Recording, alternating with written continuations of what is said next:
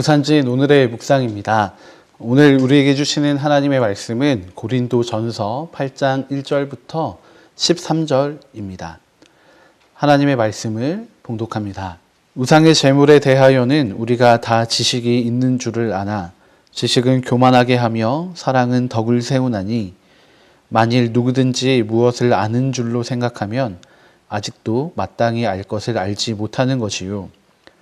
또 누구든지 하나님을 사랑하면 그 사람은 하나님도 알아주시느니라.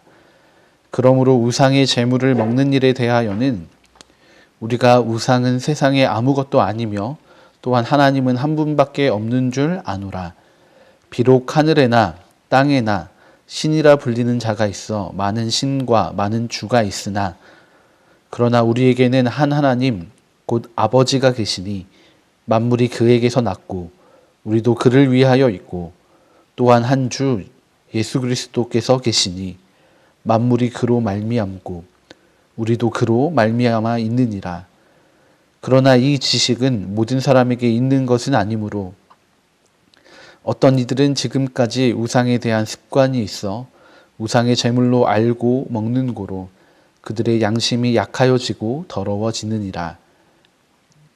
음식은 우리를 하나님 앞에 내세우지 못하나니 우리가 먹지 않는다고 해서 더 못 사는 것도 아니고 더 먹는다고 해서 더 잘 사는 것도 아니니라. 그런즉 너희의 자유가 믿음이 약한 자들에게 걸려 넘어지게 하는 것이 되지 않도록 조심하라.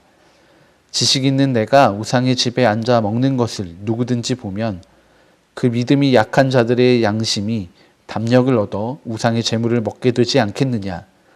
그러면 내 지식으로 그 믿음이 약한 자가 멸망하나니 그는 그리스도께서 위하여 죽으신 형제라. 이같이 너희가 형제에게 죄를 지어 그 약한 양심을 상하게 하는 것이 곧 그리스도에게 죄를 짓는 것이니라. 그러므로 만일 음식이 내 형제를 실족하게 한다면 나는 영원히 고기를 먹지 아니하여 내 형제를 실족하지 않게 하리라.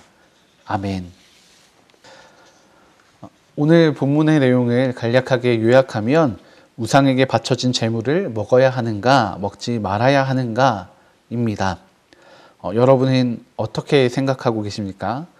요즘 우리에게 맞는 표현으로 생각해 본다면 구판에 버려져 있는 음식을 먹는 것이 합당한가 아닌가, 혹은 절밥을 먹어도 되는가 안 되는가, 이런 식의 질문이 아닐까 생각이 듭니다. 이 질문에 대해서 고린도 교회 안에서는 아마도 다양한 의견들이 오갔을 겁니다. 지금 우리 교회에서 이 질문을 가지고 이야기한다면 마찬가지로 다양한 이유들로 여러 가지 의견이 나올 것입니다. 당시 고린도 교회의 상황을 좀 이야기하면 고린도 지역에는 신전이 있었고 그 신전에서는 당연히 제사가 드려지고 있었습니다. 이 제사를 드릴 때 제물 전부를 불태우는 것이 아니라 고기를 따로 떼어내서 정육점에 팔기도 했고 많은 만찬과 파티에 사용하기도 했습니다. 우상에게 바쳐졌던 제물인지 아닌지 파악하기가 쉽지 않았고 거의 구분이 없이 시중에 유통이 되었습니다. 그래서 고린도 교회 사람들은 이 헷갈리는 문제에 대해서 좀 속 시원한 답을 얻기 원했고 또 바울 사도에게 편지를 보내서 이 질문에 해답을 얻고자 했습니다. 사도 바울은 이 질문에 대한 대답을 오늘 본문을 통해 던져주고 있습니다. 그런데 놀라운 사실은 이미 고린도 교회에 이 음식에 대한 지식이 있는 사람들이 있었다라는 것입니다. 이 지식은 어떤 것인지에 대해서 오늘 본문 4절과 6절에 나타나 있습니다. 그러므로 우상의 제물을 먹는 일에 대하여는 우리가 우상은 세상에 아무것도 아니며 또한 하나님은 한 분밖에 없는 줄 아노라. 비록 하늘에나 땅에나 신이라 불리는 자가 있어 많은 신과 많은 주가 있으나 그러나 우리에게는 하나님 곧 아버지가 계시니 만물이 그에게서 났고 우리도 그를 위하여 있고 또한 한 주 예수 그리스도께서 계시니 만물이 그로 말미암고 우리도 그로 말미암아 있느니라. 아멘. 말씀을 통해서 유추해 볼 때 고린도 교회 성도들 중에 지식을 가지고 있는 사람들은 아마도 좁게는 우상에게 바쳐진 음식을 먹을 수 있느냐에 대한 답을 알고 있는 것인 것 같고, 또 넓게는 음식과 결부되어 있는 우상, 또 하나님에 대해 지식을 가지고 있는 것으로 보입니다. 이들의 지식에 따르면 우상이라는 것은 그저 사람들이 만들어 놓은 죽은 신이고, 또 우리에게는 참되신 살아계신 하나님이 계심으로 우상의 제물을 먹는 것에 대해서는 아무런 거리낌이 없이 먹어도 된다라고 이야기하고 있습니다. 우상의 제물이라고 하는 그 음식이 하나님으로부터 생겨난 것이기에 오히려 감사함으로 누리는 것이 옳게 여겨집니다. 이 지식을 통해서 고린도 교회의 성도들은 이렇게 하나님 안에서 자유함을 누리기만 하면 되는 것입니다. 실제로 이 우상의 제물에 대한 지식을 가지고 있는 고린도 교회의 성도들은 우상의 제물을 정말 아무렇지 않게 자유함 가운데 먹었습니다. 하나님이 주신 음식에 대한 자유를 누린 것입니다. 성도의 삶은 이렇게 하나님에 대한 바른 지식을 갖추어야 하는 삶입니다.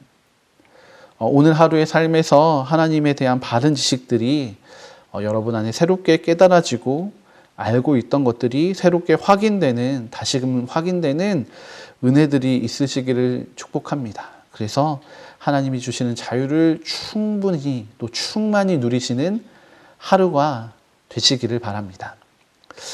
그런데 고린도 교회에서는 이 자유를 누림이 문제가 되었습니다. 왜 그랬을까요? 7절의 말씀입니다. 그러나 이 지식은 모든 사람에게 있는 것은 아니므로. 아멘.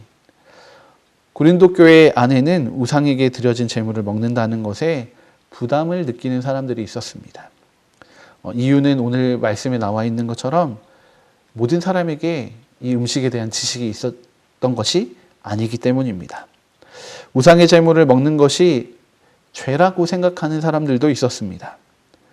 그들은 이 제물에 대한 지식이 없었기 때문에 이 지식을 가진 사람들이 음식을 먹는 것을 보고 또 그들의 태연한 표정을 보면서 많이 혼란스러워 했을 것입니다. 또 한편으로는 함께 우상의 제물을 먹었지만 이 음식이 하나님이 베풀어 주신 것인 줄 모르고 또 우상의 제물로만 알고 먹었던 사람들도 있습니다.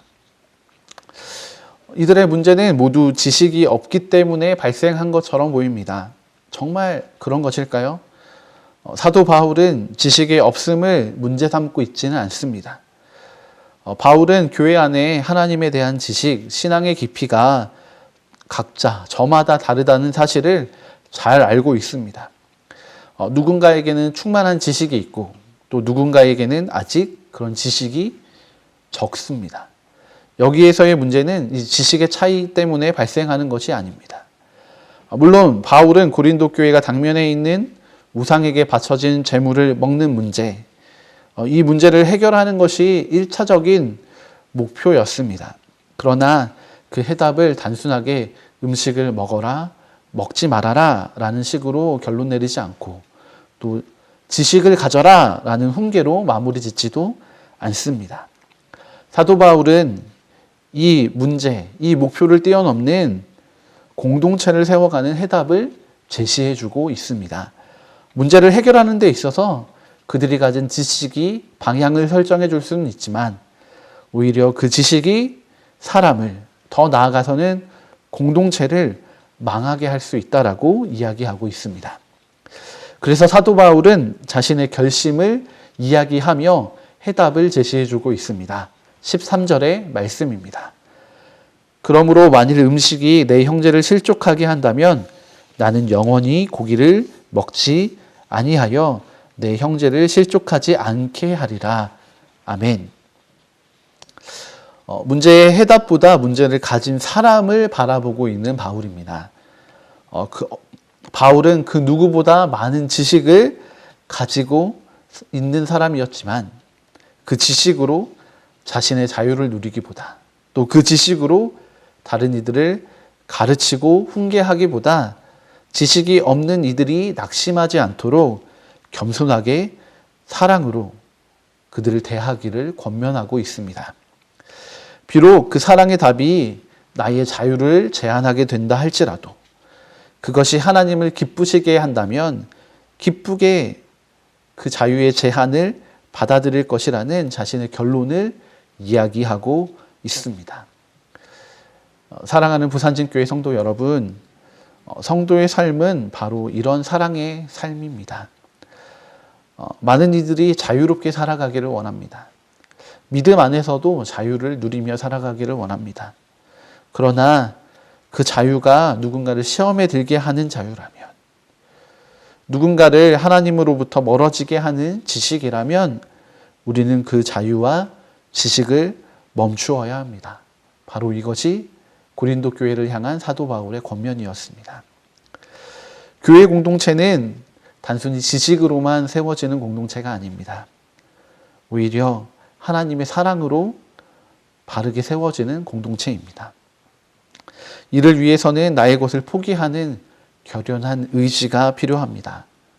성도의 삶이 바로 이 결연한 의지로 나의 것을 포기하고 다른 이들을 돌아보는 삶인 것입니다.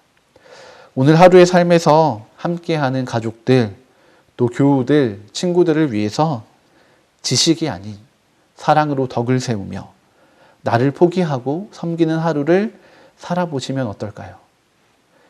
이것을 통해서 우리의 삶에 하나님의 나라가 임하게 될 것입니다.